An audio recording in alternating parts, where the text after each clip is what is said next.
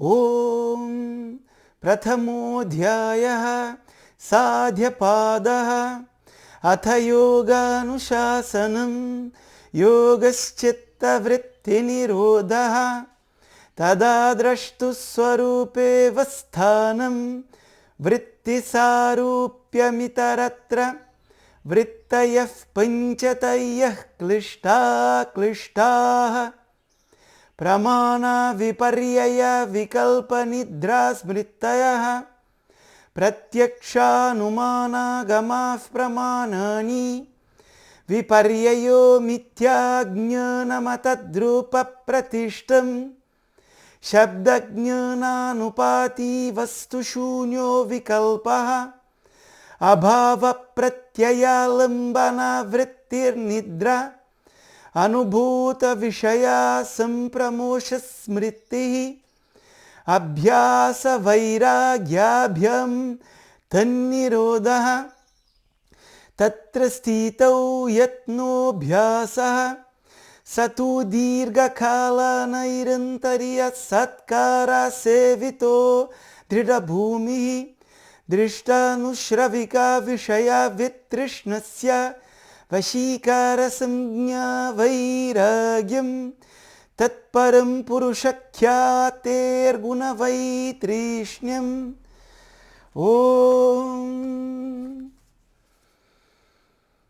Shuklam Baradaram Vishnum Shashivarnam Chaturbhujam Prasannavadanam Dhyayet Sarva Vignopashantaye Om Namah Shivaya Gurave Sachid Anandamurtaye Nishprapanchaya Shantaya Shri Shivanandaya Te Namaha Shri Vishwanathaya Te Namaha Om Yogena Chittasya Padena Vacham Malam Sharirasya Cha Vaidyakena Yopakarotam Pravaram Muninam Patanjalim Pranjaliranatosmi Pranjaliranatosmi Abahu Purushakaram Shankha Chakra Siddharinam Sahasra Shirasam Shvetam Pranamami Patanjalim Om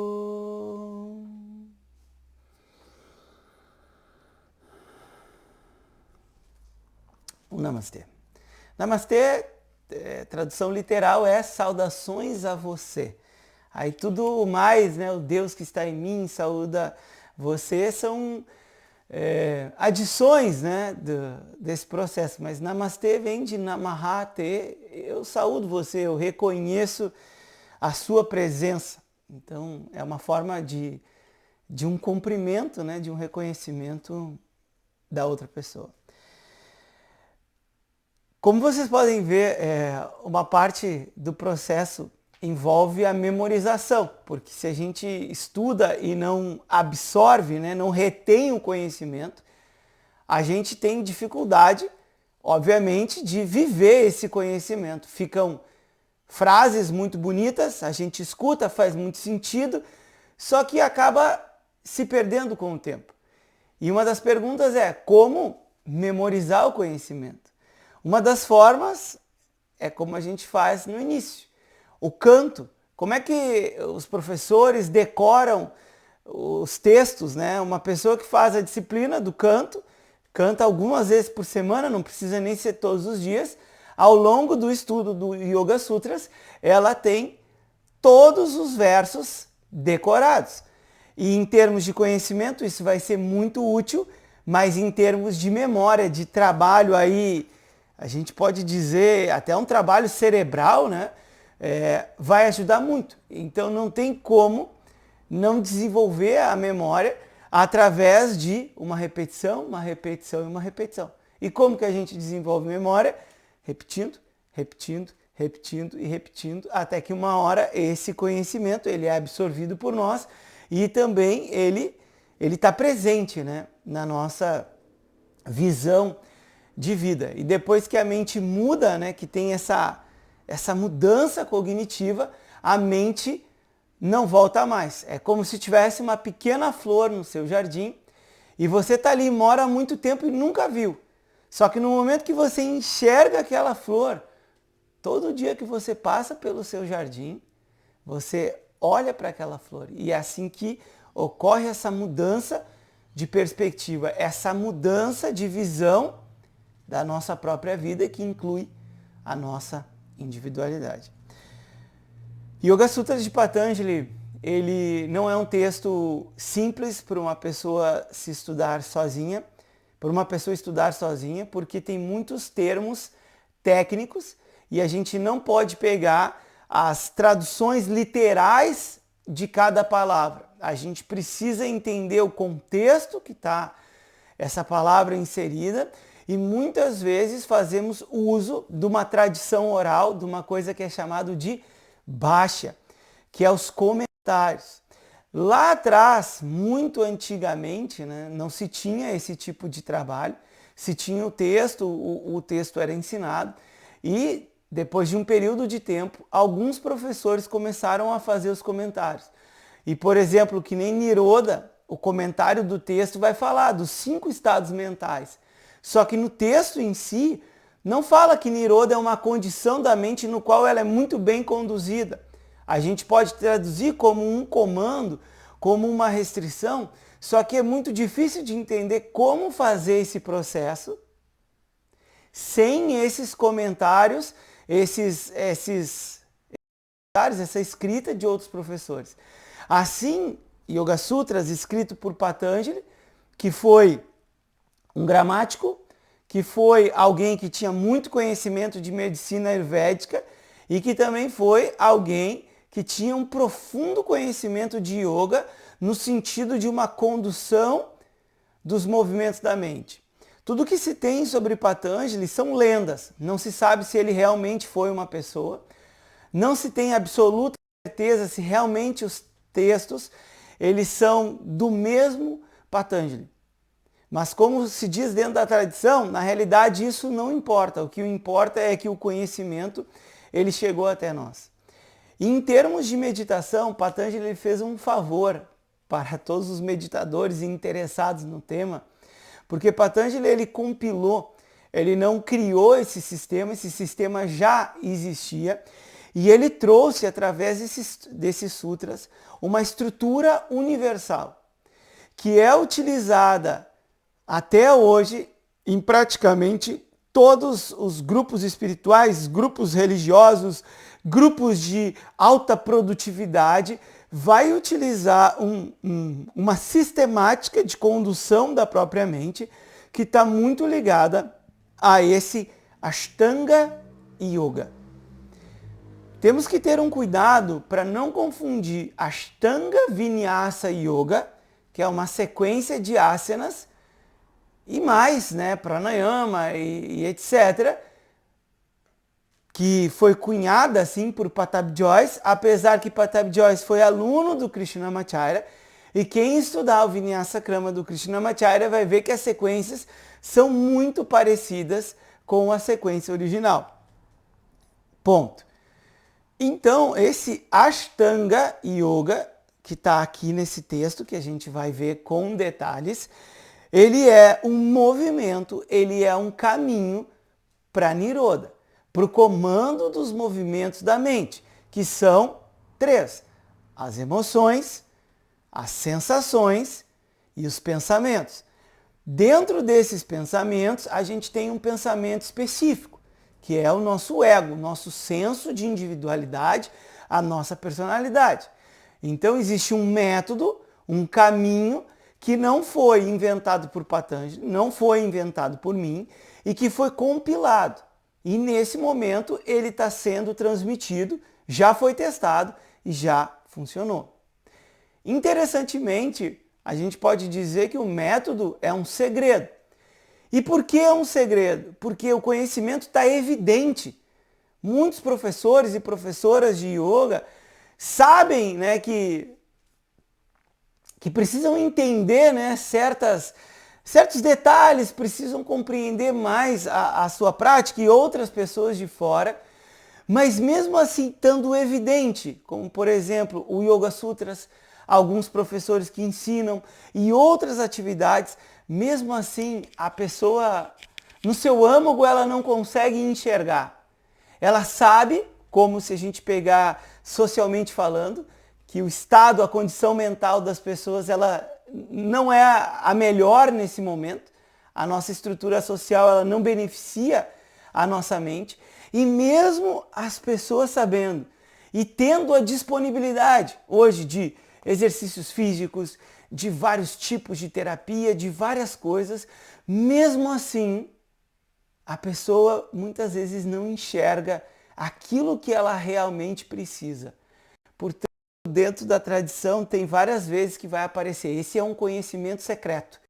E não é secreto porque a pessoa tem que ser faixa preta, né? Tem que estar num nível especial, num grupo especial para receber. Não, é porque é tão evidente, está tão na cara das pessoas, que às vezes a gente precisa aprender o básico, a desacelerar, a escutar um pouquinho o outro, a ter algum tipo de atividade física, está na cara. Mas mesmo assim, a pessoa não enxerga. Então é um segredo, está na cara, mas a pessoa não enxerga. E o Ashtanga Yoga, para todo mundo que quer compreender a meditação, e é interessante saber a finalidade do estudo, porque um músico, muita gente aprende a tocar música escutando. Só que todo músico bom, vamos dizer assim, um músico profissional, uma pessoa que se aprofundou, ela estudou. Estudar a meditação vai dar uma compreensão muito maior para vocês da onde vocês estão e para onde vocês estão indo nesse meio do caminho. Para que vocês não fiquem presos num ponto no qual eu já dominei o relaxamento. Então agora a meditação não faz sentido. Só que o relaxamento, ele é o início do processo meditativo e não o final do processo meditativo. Patanjali apresenta os primeiros passos, que é chamado de disciplina externa. E os dois primeiros passos, eles são óbvios, né? Como por exemplo no Niyama, ali tem tapas, tem disciplina. E a gente viu no texto o que significa a disciplina, um caminho para conquistar, alcançar uma mente estável e tranquila. A gente não precisava falar sobre isso, mas como a gente viu, é um segredo. Se vocês perguntarem, tá, para uma pessoa qual a finalidade da sua disciplina, apesar que se a pessoa conhece bem, ela não vai falar e não vai contar a disciplina, porque a disciplina é algo pessoal. A gente não precisa falar para os outros que tipo de disciplina a gente está fazendo para se manter em equilíbrio. Porque reza a lenda que quando a gente fala aquilo que faz bem para nós, para os outros, é como se perdesse a força. A não ser que tenha uma pessoa realmente interessada e que precise, aí é assim que é dito, né? Aí assim a gente pode encaminhar essa pessoa. Porque quem não tem um interesse, né, simplesmente pode despertar uma inveja, a pessoa pode tentar diminuir, né? Ah, por que tu faz yoga? Esse yoga é bobo. Por que tu não vai lá pro CrossFit, lá levantar ferro? E vai querer enaltecer a sua própria prática. Esse é o reflexo, não vou dizer da pessoa sem personalidade, mas da pessoa que não tem convicção daquilo que ela está fazendo. Porque a pessoa que tem convicção daquilo que ela está fazendo, ela não precisa tentar converter os outros. Ela não precisa tentar dizer que a meditação é isso e aquele outro. Eu faço a meditação, a pessoa que faz a meditação, sabe os benefícios que aquilo traz e sabe a direção que aquilo vai. Hoje tem um código, né? Quando vem algum aluno e o yoga ele não é visto, né, de uma forma profunda, assim, né? O yoga muitas vezes com muitas propagandas e muitas coisas, as pessoas confundem muito. E no início me machucava bastante essa coisa da pessoa não ter a disciplina, não ter o comprometimento, porque eu me doava muito para a pessoa, né? Fora do horário eu tentava ajudar, tentava dar orientação e a maioria das pessoas não fazia nada do que orientava. Até que chegou um momento, como professor, a pessoa precisa se proteger. E é assim numa relação, é assim num trabalho. A pessoa vai se protegendo. Hoje o código eu faço uma pergunta. De quem é a perturbação? De quem é a dor nas costas? Então, de quem a responsabilidade é da outra pessoa. E simples assim, é cortado. Então são meios que a gente vai descobrindo de nos protegermos e também continuar fazendo o nosso papel. Patrício ele coloca a disciplina externa com coisas que são muito óbvias, como a questão da disciplina, a questão de não mentir. Né? Não precisava a gente colocar um princípio que é falar a verdade. Só que hoje em dia, encontrar pessoas sinceras que oferecem a sua honestidade é algo extremamente raro. E por isso que é falado. Como o Brahmacharya, que não era o tópico da nossa aula e eu acabei falando um pouco. Brahmacharya tem 3 possíveis traduções. Uma é um nome técnico para os estudantes. E na época da Índia Antiga, esses estudantes iriam para a casa dos professores e, obviamente, tu vai morar na casa do teu professor. Tu tem 13, 14 anos, tu não vai ter atividade sexual. Então, a abstinência sexual. Outro nível de Brahmacharya é um comprometimento, né, com a busca de Brahman, a realidade, né, de buscar a grande verdade desse universo, que é o que a gente já viu, eu não vou entrar porque eu vou me prolongar. Buscar por Brahman, a realidade subjacente que tudo permeia nesse universo. É uma outra tradução. E uma outra é não ter uma condução imoral sexual. E tudo isso vai nos ajudar a lidar com as nossas emoções. Porque uma pessoa que mente vai ser uma pessoa dividida. Uma pessoa violenta vai ser uma pessoa que vai estar em conflito o tempo todo. Portanto, para lidar com as emoções, a gente precisa ter uma estrutura de vida que nos protege. Que nem nesse exemplo que eu dei, que me machucava muito dos alunos. Vem uma pessoa, imagina que tu te doa para a pessoa, tá? No trabalho. Tu vai lá e mostra um monte de coisa, se dedica para a pessoa e tudo mais, e aquela pessoa não está nem aí. Se você que se dedicou para o outro, ajudou, fez tudo o que podia, e a outra pessoa não está nem aí para você, raiva, é porque tem algo errado. Porque é natural, né, sentir raiva. É natural estar dentro de uma estrutura profissional no qual uma pessoa perturba a vida de todo mundo, no qual uma pessoa não segue as regras, que a gente sinta raiva. Isso é o natural do ser humano.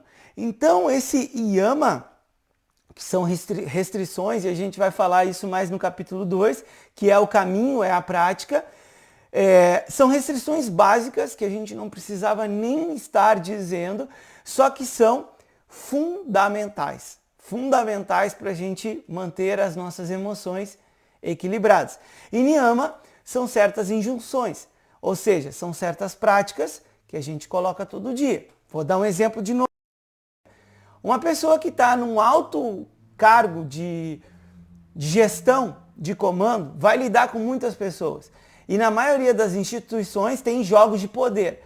E os jogos de poder vão gerar atrito, porque quem manda é quem tem poder e não quem conduz a coisa é quem está certo, né? Quem já teve numa instituição que as pessoas ficam muito tempo, é assim que a coisa funciona. É um jogo de poder, é um jogo de vaidade, é um jogo de egos que às vezes faz com que um projeto não vá para frente para não dar o cargo, o valor devido a uma pessoa. Isso é o jogo político. Se vocês olharem antes das eleições, o que acontece? Eles começam a denegrir a imagem.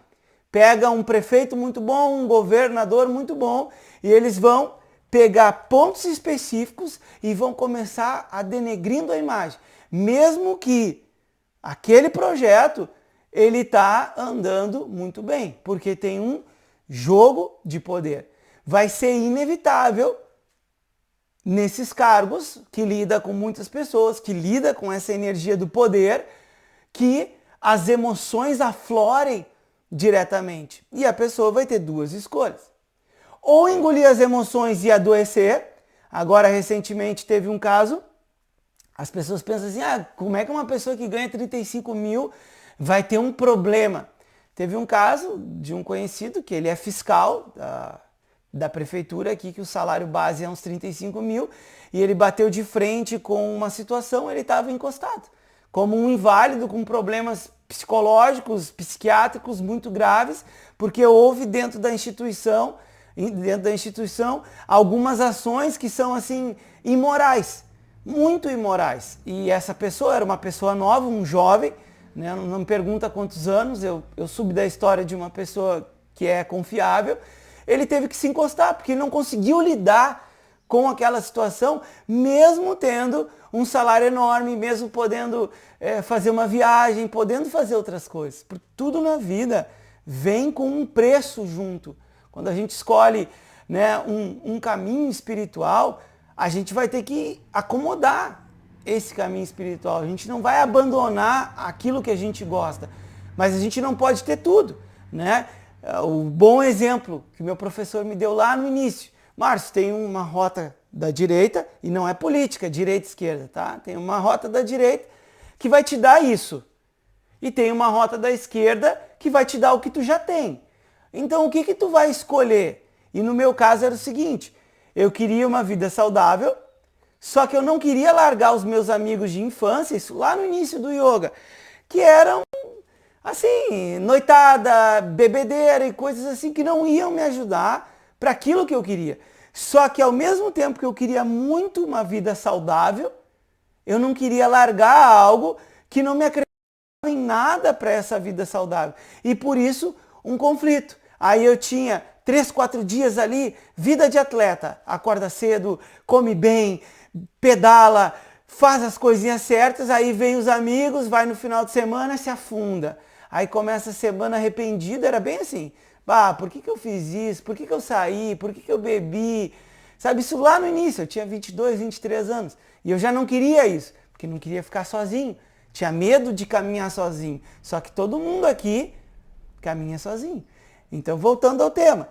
Nesses cargos, nessas situações de alta pressão, precisa ter um escape, uma válvula de escape. A panela de pressão é assim, ela tem uma folguinha e vai saindo a pressão, senão estoura.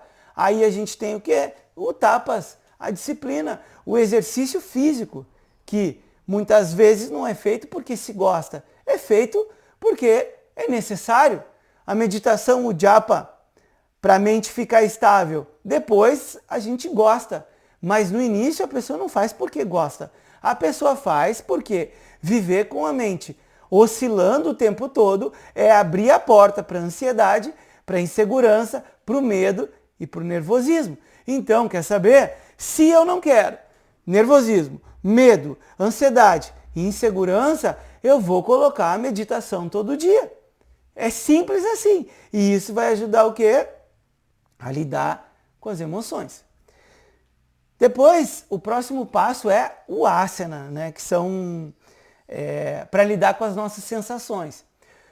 As sensações, por último, elas são percebidas pela mente, só que os órgãos, né? O tato, ele está na pele, o olho, a visão, ela vai ter uma conexão com o olho. Então, tudo que a gente percebe vai passar pelo filtro do nosso corpo, né? Se a gente disser assim, eu sinto frio, a sensação ela vem pela pele, né? O ar vai tocar na pele e tudo. Só que em última instância é a mente que vai processar, né? Que vai te dar a conclusão. O intelecto vai dizer, é frio, essa temperatura, essa sensação é assim. Só que tudo passa pelo nosso corpo e de uma certa maneira, aquilo que não é digerido, né? O Ayurveda fala muito nisso, não é digerido, ele fica um resíduo no nosso corpo. Né? A nossa postura representa muito como a gente está estruturado internamente. A nossa fala, a forma de olhar para as pessoas, a forma de olhar para o mundo, a forma de sentar. Né? A forma de sentar mostra uma pessoa que já tem um nível de disciplina. E isso eu li num livro do Swami Rama, né, para não dizer que fui eu que falei, eu li num livro de Swami Rama, que o mestre dele, Swami Rama, ele foi um mestre da meditação, ele tem um instituto, ele já faleceu, tá, na Índia e nos Estados Unidos, muito interessante, que patrocina pesquisas científicas sobre o yoga. Ou seja, eles estão comprovando cientificamente o que os antigos sábios já diziam. Então tem vários testes de respiração, das disciplinas, assim, eu não pesquisei a fundo, mas é bem interessante esse tipo de iniciativa e esse tipo de trabalho. E o Swami Rama, ele foi adotado, né, por um mestre espiritual, mestre dos Himalaias, e quando criança ele foi para os Himalaias, foi morar com os renunciantes, com os monges, a história é muito interessante, muito interessante. E aí o mestre dele mandou ele caminhar pelo mundo para ele vivenciar, porque ele cresceu com os monges e ele conta no livro, na biografia, né, que ele era criança e ele queria conversar. Só que os mestres ficavam em silêncio o dia inteiro. E às vezes essas pessoas eles tinham que pegar ele pelo colo e fazer tipo esse papel, né? Porque ele era uma criança, imagina uma criança no meio dos meditadores, as pessoas que ficam lá nas cavernas dos Himalaias. Foi uma coisa absurda, assim. E ele conta que depois de um tempo, ele já estava na adolescência, ele foi fazer faculdade, né? Se formou e tudo mais, caminhou pelo mundo, assim, né? Como instrução do mestre dele. E ele... Agora me perdi porque que eu falei de Swami Rama. Deixa eu lembrar aqui. Estava falando do Instituto dos Himalaias. Ah, lembrei. E aí a instrução que foi dada é a seguinte: quando tu for aprender alguma coisa com o mestre, a primeira coisa que tu observa é se essa pessoa tem uma postura firme, uma postura estável. É isso que eu lembrei. Porque se a pessoa que está ensinando, ela tem uma base firme, ela fez alguma disciplina. Em termos mentais, não tem muito como ver, porque para a pessoa de fora, né? Por exemplo, para vocês não enxergam a minha mente. Quem vê a minha mente sou eu mesmo. A gente não tem como saber o que essa pessoa fez. Agora, para uma pessoa de fora, a gente consegue ver o corpo. Através do corpo, a gente vê o nível de agitação daquela pessoa. A pessoa está aqui, vou dar aula. O Yoga Sutras é assim. Não. Sabe? Então ali tu já tem um norte. E eu peguei isso pra mim, sabe? Porque todo mundo coloca que é o especialista disso, que fala disso e daquele outro. Só que poucas pessoas vivenciam realmente aquilo que está sendo falado, sabe? Tem uma distância. Sabe muito termos em sânscrito, decorou muita coisa. Só que em termos de vivência, aquilo ali está muito distante dessa pessoa. E isso me marcou muito porque eu pensei sobre isso. Faz muito sentido. No momento que vai aprender yoga com um professor de meditação. Pô, se o professor de meditação ele não tem firmeza para sentar, o que está acontecendo? O que esse professor está transmitindo? E muitas vezes é transmitindo ideias, mas a energia daquela pessoa não foi ativa. Assim é o mantra. Né? Quanto tempo leva para fazer a disciplina de mantras? Olha, vai levar uns 10 meses, 1 ano, 2 anos, 3 anos, depende. Porque a repetição ela precisa ser feita por um longo tempo até que a coisa esteja bem no ponto. E a estabilidade vai vir de asana, porque vai ajudar essa mente a se estabilizar. E o asana também ele é um processo terapêutico. Ele tem efeitos incríveis assim para oportunizar que uma pessoa se equilibre.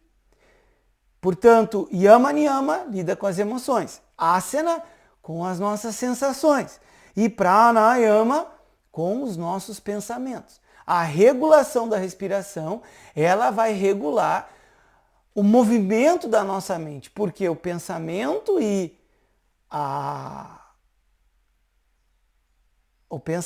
respiração são ramos de um mesmo galho. Se você mexer num ramo, você vai mexer no outro ramo. Então chega para a pessoa e a pessoa vai dizer assim: Olha, eu estou muito agitado. Só relaxa, só relaxa. Se a pessoa conseguisse, ela já tinha feito. Só que a verdade é que ela não conseguiu e não fez. Então, yama niyama, a estruturação da vida, que é o que vocês já estão fazendo. Vocês já estão inserindo a prática espiritual, o yoga como prática espiritual, já tem uma prática de asana, pranayama, e isso vai fazer o quê? Isso vai dar um equilíbrio. Isso vai equilibrar a pessoa, vai tirar a pessoa de uma emergência. E para os professores e professoras, quando tem uma turma perturbada, é isso que tem que ser trabalhado. A pessoa não tem condição, né? Eu falei aqui, mas eu não quis parecer que eu estou diminuindo a pessoa. Mas quando eu vi uma pessoa graduada, depois de 6 anos numa faculdade, que não consegue ficar 15 minutos sentada, aquilo me chamou muito a atenção. Porque essa pessoa, ao longo de toda uma graduação, não desenvolveu a disciplina básica do corpo. E se o corpo não tem o mínimo de disciplina, a mente também não vai ter disciplina. Aí a pessoa fez 15 anos de terapia, enxergou tudo, só que falta o quê? O fogo. A força para colocar as coisas no lugar, porque se as coisas da nossa vida não estiverem no lugar, a estrutura de vida não está posta. O que vai acontecer? O emocional vai eclodir. Eu quero ter uma vida tranquila. Esse é o seu desejo, tá? Mas como é que é a tua estrutura de vida? Eu vou dormir 1 hora e quero acordar às 5h30 para meditar. Aí eu acordo para meditar e fico lá me condenando. Ai, que droga, por que eu estou fazendo isso? Por que eu estou pagando o yoga? Não é o yoga e a meditação que droga. É a pessoa que vai dormir à 1 da manhã e acha que vai acordar bem às 5h30 para meditar. Não vai acontecer assim. Só que é um segredo. Tá na cara da pessoa. A pessoa não enxerga, isso é óbvio. A mesma coisa, a questão da sinceridade. A gente vai lidar com certas situações que são prejudiciais para nós. E aí aquele princípio da não violência, que eu não vou entrar, vou deixar para falar no capítulo 2, a pessoa esqueceu aquilo. Ela vale para os outros, mas não para si própria. Porque ela permite um comportamento que é prejudicial a si próprio. Aí o que dá para fazer? Ou se afasta da pessoa, ou oferece a tua sinceridade e diz para essa pessoa o quanto aquilo te deixa incomodado, chateado e etc, etc. Não tem outro caminho, porque se o comportamento prejudicial que pega em você, como por exemplo, né, eu vou dar um exemplo do meu filho, tá? Meu filho, ele, em termos bem razoáveis, ele é um pouco consumista, mas não consumista financeiro. Mas tipo assim, se deixar o ar-condicionado, vai acordar, sei lá, meio-dia, 1 hora, fica jogando ao videogame, almoça, e se tu... Ele ajuda, ele contribui, ele faz exercício. Agora, se deixar por ele, ele tem 12 para 13 anos. E o que eu falo para ele? No momento que a gente convive nós dois, e mora eu e ele, né? No momento que a gente convive nós dois, se tu não sair da postura de consumidor e entrar numa postura de contribuidor, acaba pesando muito pro outro lado. Acaba pesando muito. Então, se a pessoa não fala, no meu caso, se eu não falo isso para ele, eu começo a ficar irritado. Mas tu fica irritado com teu filho? Óbvio que fico. Imagina, tu acorda, meio-dia, 1 hora, deita no sofazão, liga o videogame, o que nós vamos almoçar hoje? Aí bota tudo, os pratos tudo na mesa, sai, deixa as coisas tudo atiradas. Como é que a pessoa não vai se sentir incomodada com isso? Oferece a honestidade. E é óbvio que a outra pessoa ela tem um tempo para enxergar o valor daquilo, se é que vai enxergar ou não. Só que pelo menos a pessoa tirou de dentro do coração aquilo que estava incomodando. E se é algo adequado, como esse exemplo do filho que eu dei, pode ser que tenha um valor, isso para vocês também faça sentido para vocês, aquilo ali vai ajudar a equilibrar muito melhor do que a pessoa ficar quieta, tentar fazer tudo sozinha, fechar a cara, emburrada e daqui a pouco transformar o ambiente num caos, porque muitas vezes é o que acontece. A pessoa não fala dentro do relacionamento. Aí o marido começa a cutucar a esposa e a esposa começa a cutucar o marido. No trabalho, um começa a cutucar o outro, enquanto que não existe esse processo de expor, né, o seu desejo, expor a sua necessidade. E isso tem formas de fazer que não seja agressiva, né, que não seja prejudicial a outra pessoa.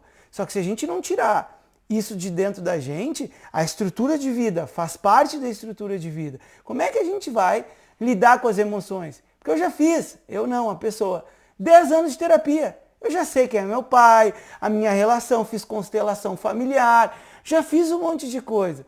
Só que agora é uma outra força que a gente precisa. Chegou até aqui, a pessoa já tem uma boa capacidade, né? Já está equilibrado, saiu do incêndio.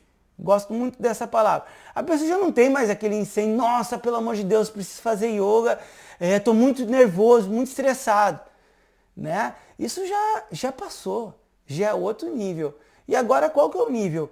Refinar as nossas habilidades. O yoga, ele ensina várias habilidades. O yoga é uma ferramenta para a gente se trabalhar.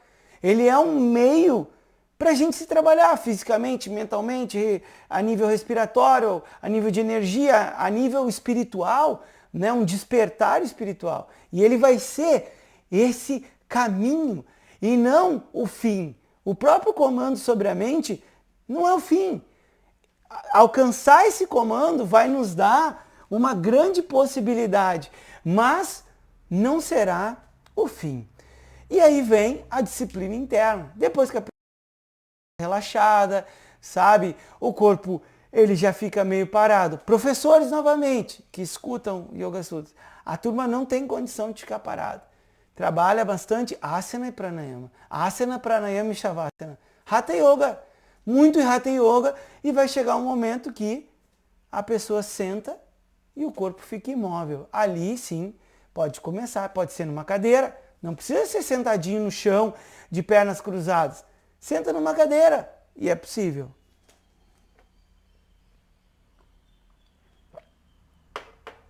A disciplina interna tem 4 componentes, né? Ashta é 8, Anga, 8 membros. Então, o caminho para o comando dos movimentos da mente, ele é composto por 8 membros.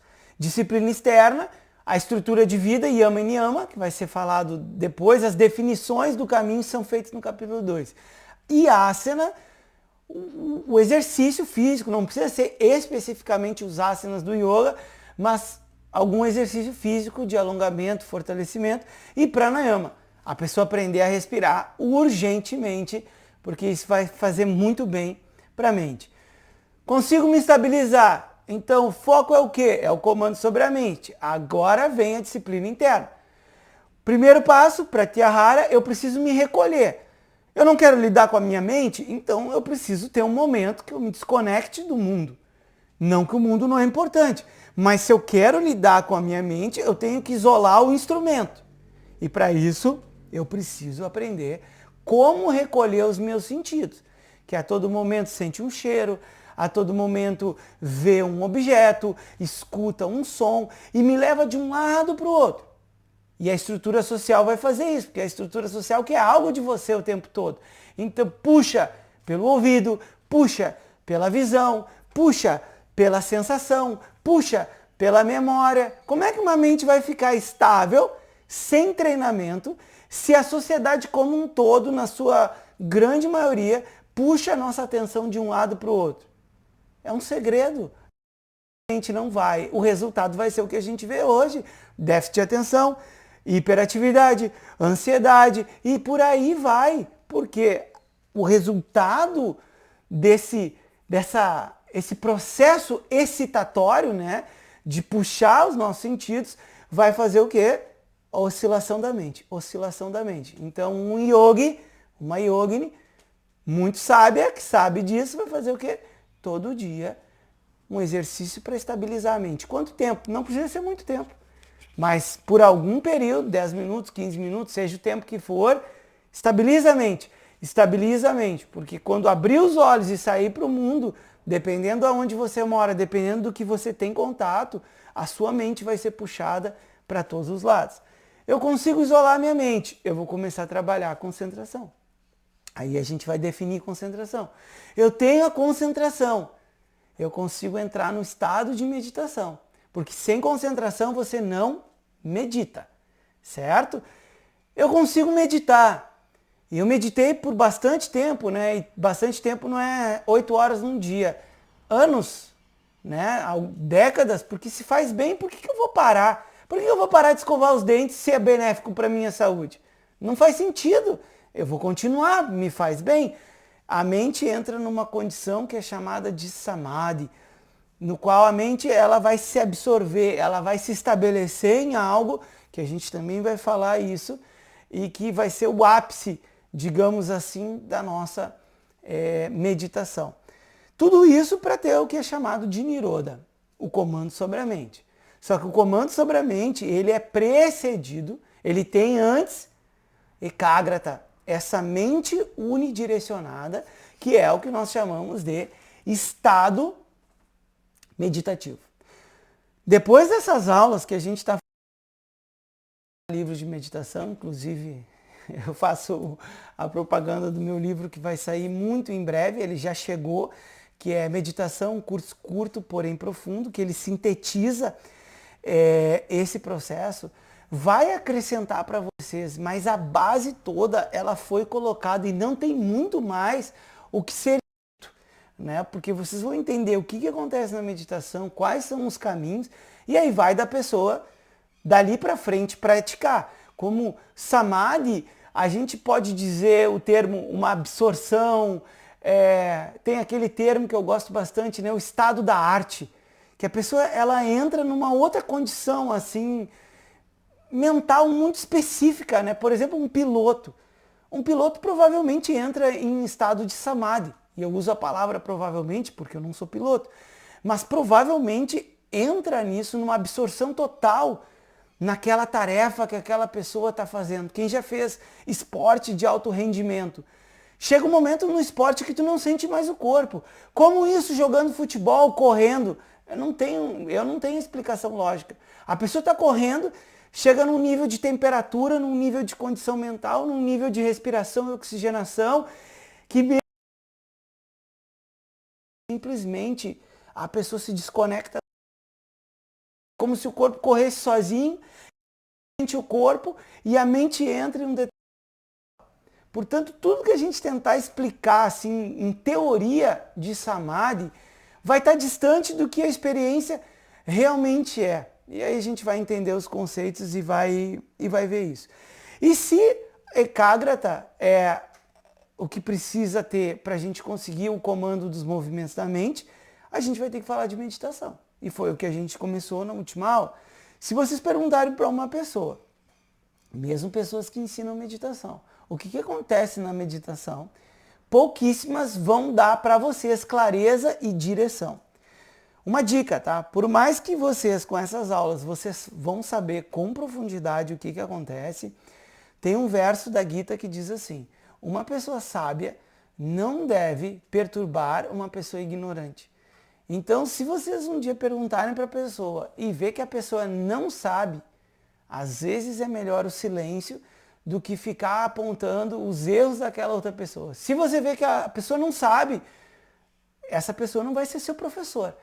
Mas provavelmente não é o seu papel, não é o meu papel chegar num grupo específico e começar a dizer, olha, vocês da meditação XYZ, vocês não sabem, porque o método muito mais fácil e que vai funcionar mesmo é esse, sabe? Não é o nosso papel e isso pode gerar algo muito ruim para a pessoa, mas vocês vão saber que aquela pessoa não sabe.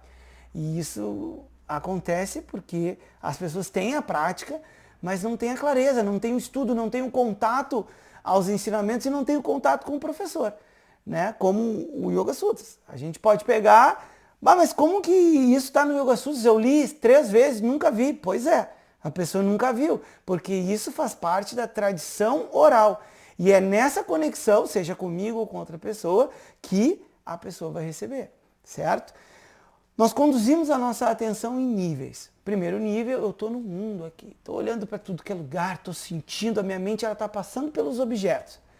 Aqui já tem um ponto, porque a nossa mente ela não é 100% objetiva. O que seria objetivo? Eu olho para um quadro, é um quadro. É só um quadro. Mas não, que quadro maravilhoso. Eu lembro quando eu e meu marido, a gente foi viajar, aquela viagem foi muito especial. porque a gente viu aquele quadro e tocou a gente, sabe? Nós dois ficamos tocados, aí a gente decidiu jantar naquele mesmo lugar, porque era uma cafeteria. E tinha janta lá, e aí a gente comprou aquele quadro. Até hoje a gente nunca esqueceu aquela viagem.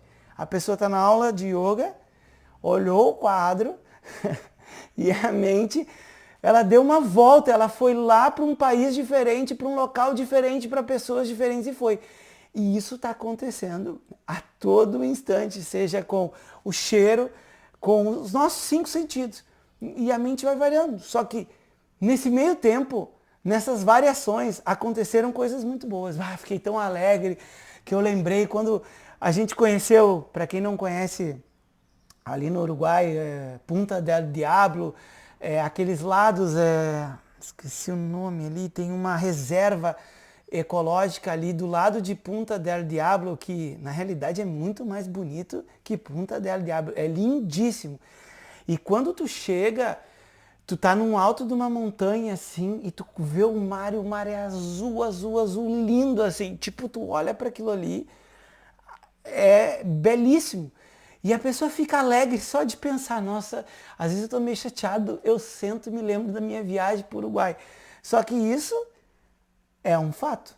A outro fato é, eu tô aqui no meu trabalho, aí me lembrei daquela pessoa e tal, e aí já veio a emoção oposta, que não é oposta à alegria, mas veio a raiva, por exemplo. E a mente que oscila muito, ela vai estar trazendo o nosso emocional a todo momento. Assim como vai trazer as coisas boas, que a gente não quer reprimir nenhum nem outro, mas a gente quer ter mais objetividade. Portanto, nesse treinamento, eu aprendo a tirar a atenção que está no mundo, passar para o meu corpo, passar para a minha respiração, passar para as funções da minha mente, até que a gente consiga aquietar a mente, reconhecer que nessa aquietação existe um silêncio, mais do que o silêncio, como a gente já viu nas aulas passadas, sempre consciência, porque eu estou consciente agora. Né? Para a gente ter inteligência, a premissa básica, eu preciso ter consciência. Né? Porque a inteligência é a associação de ideias, de objetos e tudo mais. Só que para mim associar, eu primeiro preciso reconhecer. Então a minha consciência, a sua, ela está sempre ligada. Isso faz parte da nossa natureza. E o que a gente não sabe é que essa mesma base, essa mesma consciência, é também a fonte do nosso bem-estar. É também a fonte da nossa paz. Então a gente vai passando de um nível para o outro nível, para outro nível, conduzindo a nossa atenção. E aqui vem a pergunta da Thaís, uma pergunta muito boa. De todos os tipos de meditação que a gente ouve falar, né? Aprenda a meditação secreta que eu aprendi com os mestres da Índia, que ninguém conhece. Já vou dizer para você, vai estar em 4 categorias. Atenção plena, o famoso ou a famosa prática de mindfulness, tá? Concentração, devoção e contemplação.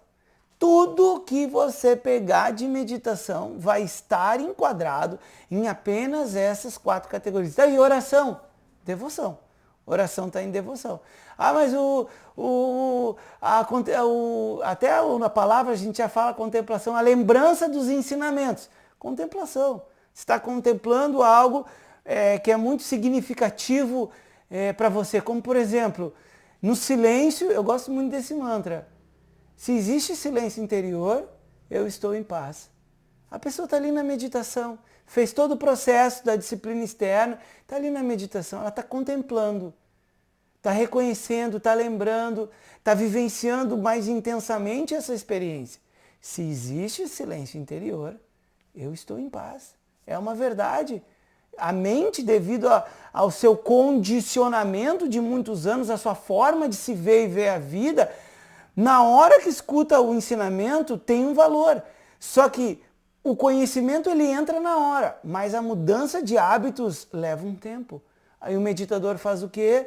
Ele faz a meditação e por alguns instantes, quando a mente está bem aquietada, se existe silêncio interior, eu estou em paz. Nada mais precisa ser dito e nisso a mente ela pode ir para outros caminhos ou então ela pode se recolher para sua fonte e ficar num silêncio. A pergunta específica era se atenção e concentração, né, ou devoção e contemplação fazem parte, estão conectadas com atenção plena e concentração, totalmente.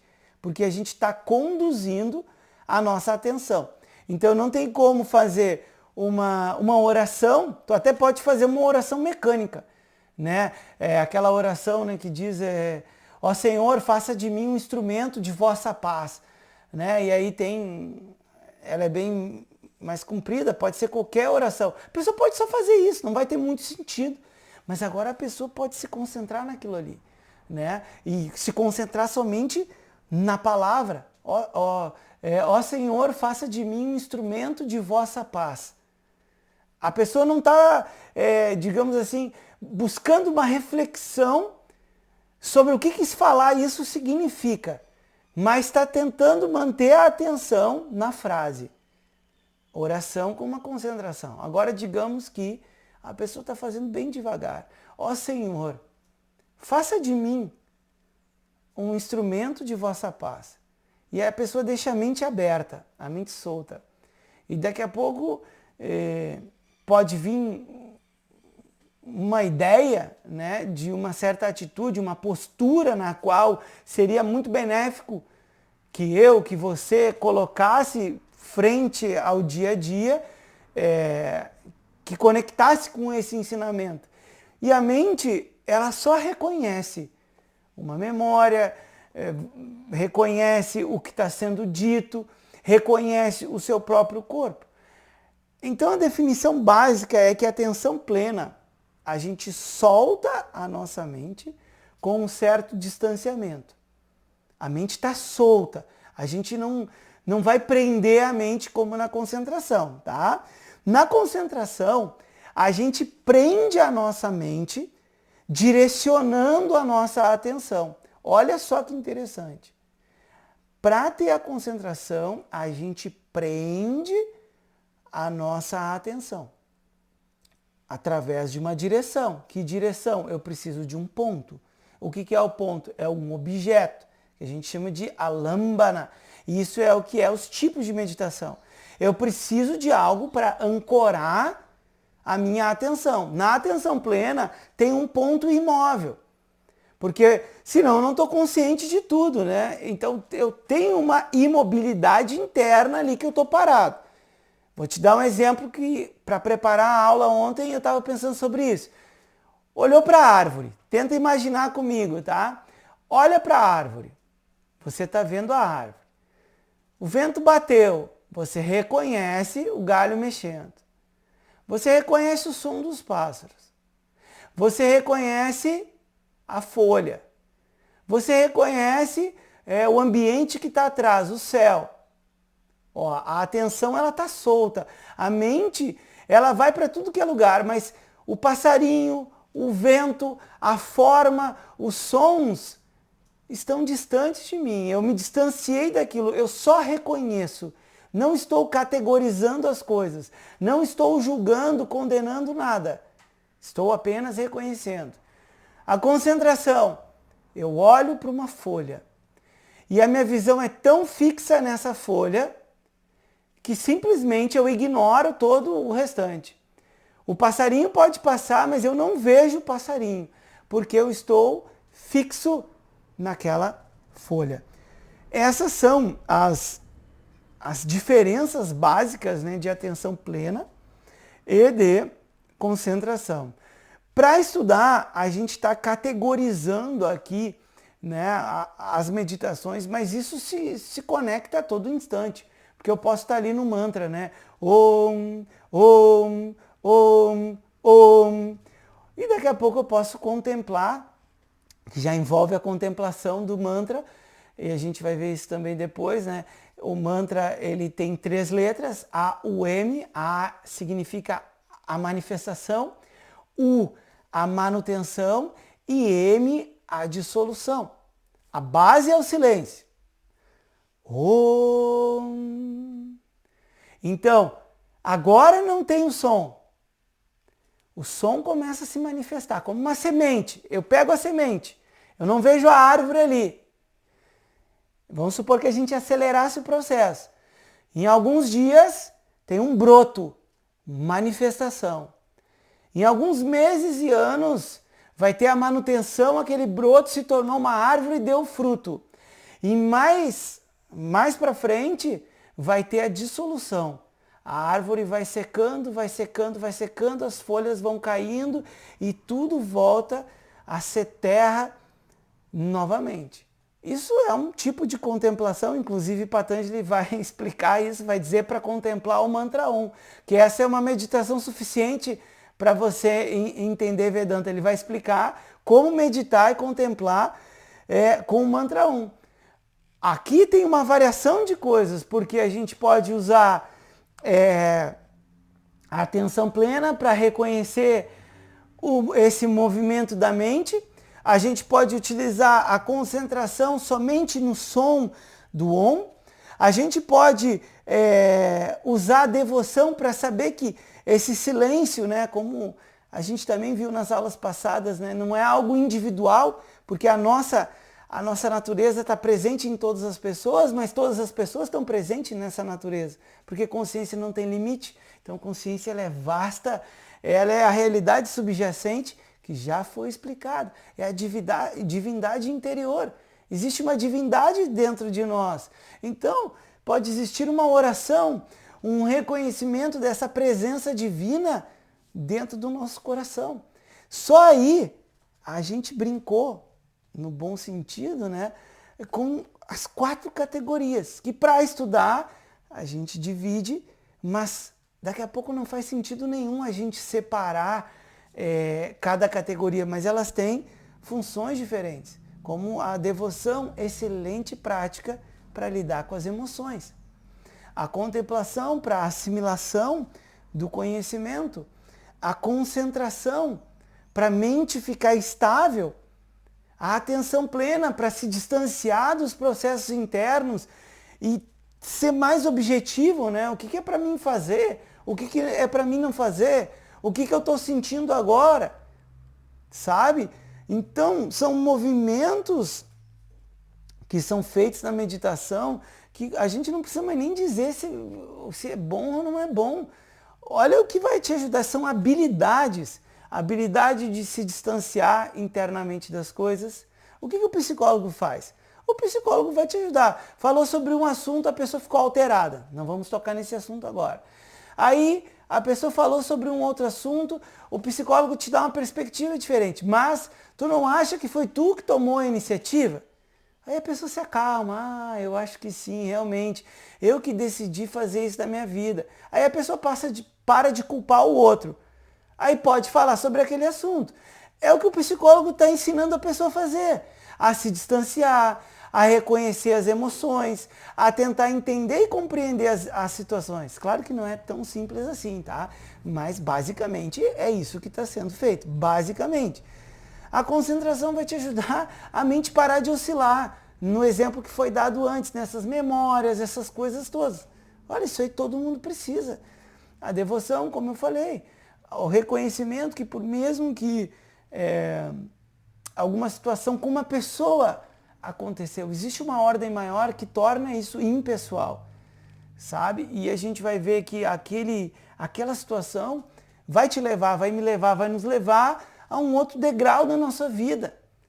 Necessário, porém desconfortável. Mas não é porque é desconfortável que vai levar ao sofrimento. A contemplação. Agora, eu tenho um caderninho de contemplações, né? Quando eu pego alguma frase, assim, alguma coisa dentro da espiritualidade, dentro de Vedanta, eu anoto ali, sabe? E às vezes eu pego, dou uma lida e na própria meditação não preciso me programar, fazer uma coisa mecânica para isso. Mas vem aquele momento de aquietação e vem o desejo, né? Quando existe silêncio interior, eu estou em paz. E aí, depois de feito muito isso, o que acontece? Agora a contemplação ela faça para o dia a dia.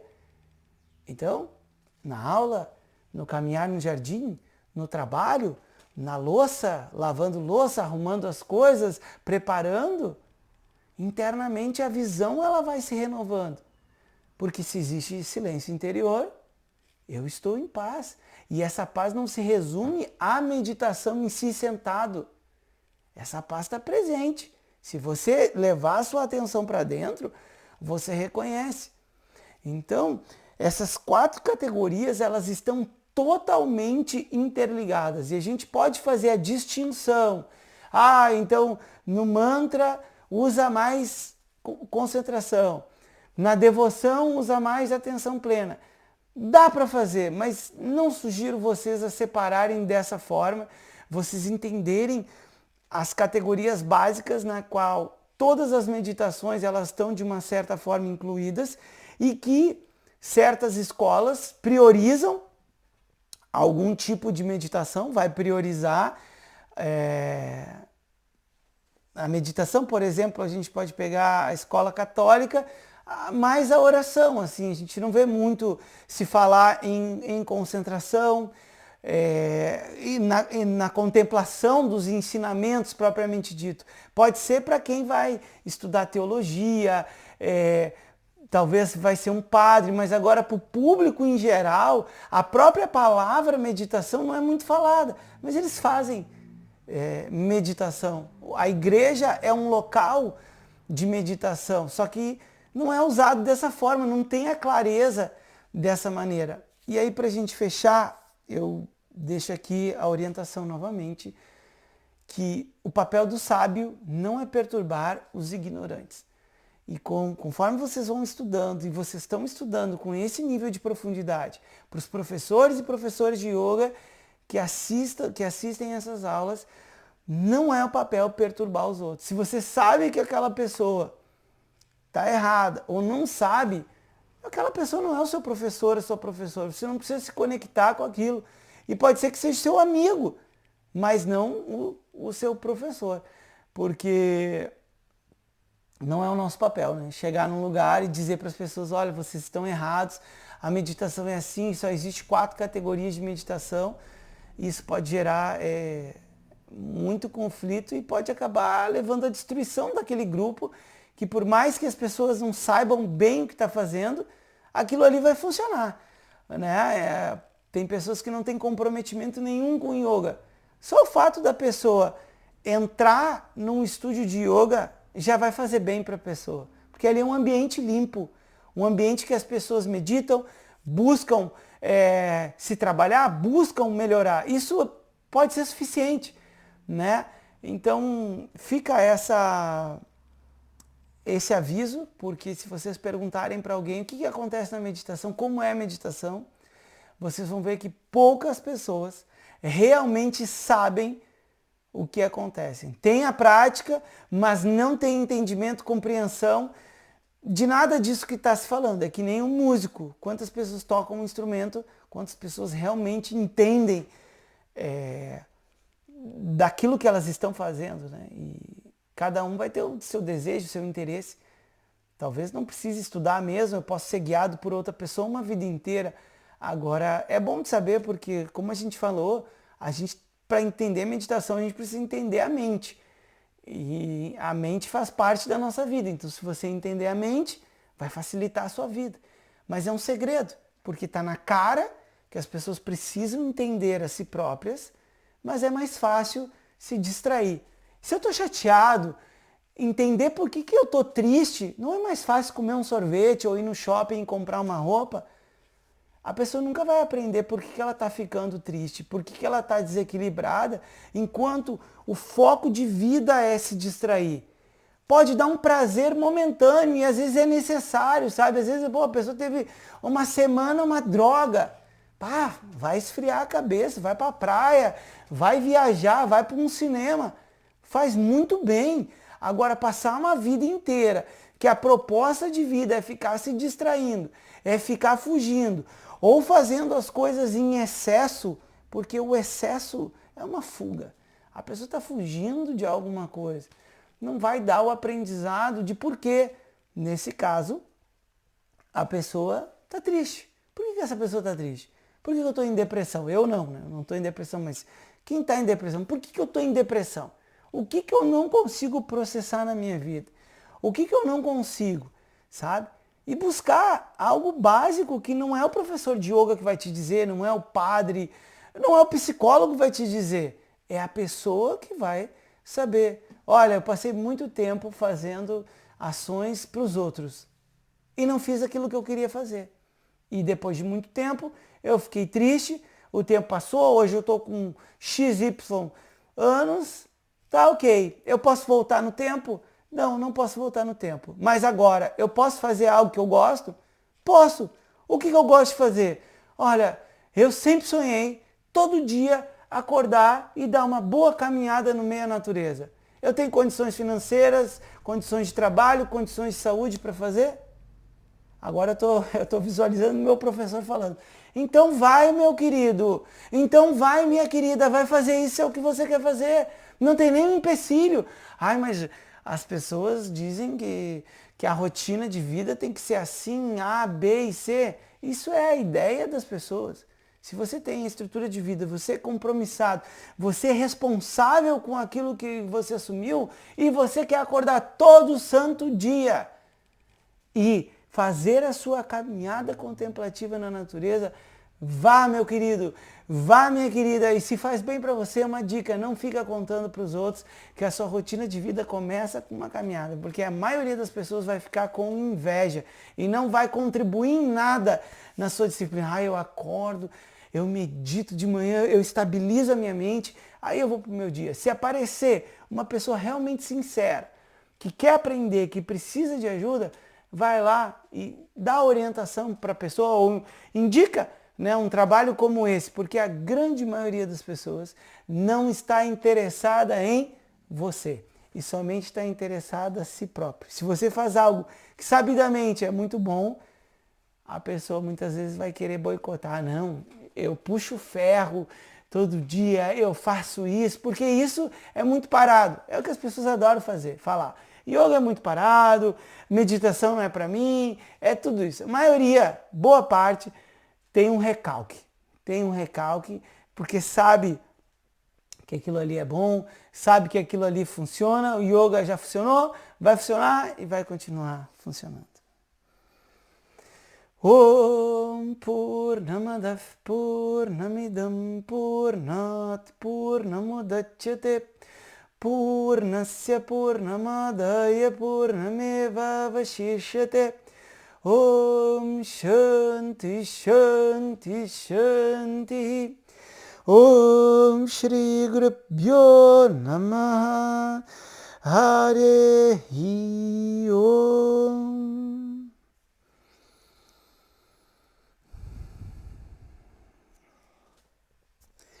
O Namastê, um excelente dia. Se tiverem perguntas, não deixem de enviar.